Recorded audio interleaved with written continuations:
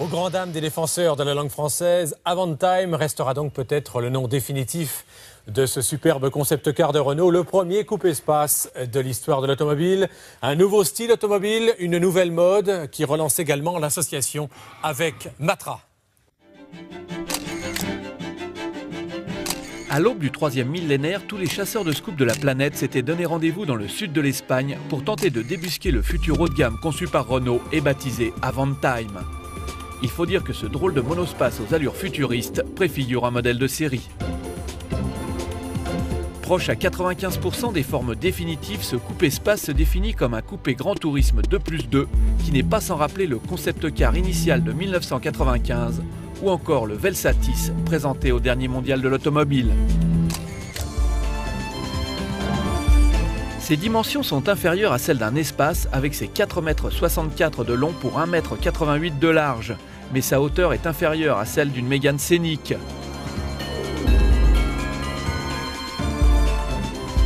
S'il possède des roues de 20 pouces, par contre son empattement est égal à celui d'une Safran pour un poids de 1750 kg. Côté design, on notera la présence des optiques équipées de veilleuses néon, un système esthétique mais qui a peu de chances d'être repris en série. L'ouverture des portières s'effectue grâce à une carte magnétique qu'il suffit de présenter au niveau de la poignée. La présence du toit tout en verre accentue la sensation d'espace créée par un habitacle très zen, à la fois élégant et dépouillé.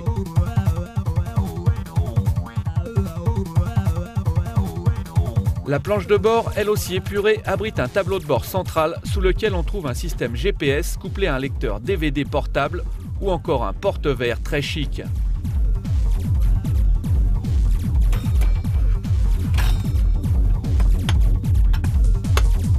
L'accès aux places arrière avec fauteuil séparé est facilité par l'ouverture automatique des glaces latérales.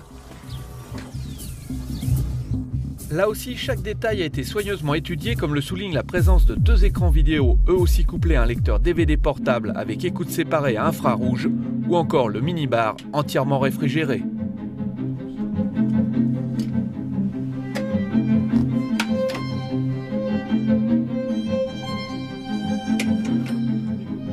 Astucieusement dissimulé dans le logo, on trouve le bouton d'ouverture du coffre dont le volume est plutôt généreux. Il dispose d'une sangle d'arrimage des bagages et son plancher dissimule un compartiment très pratique.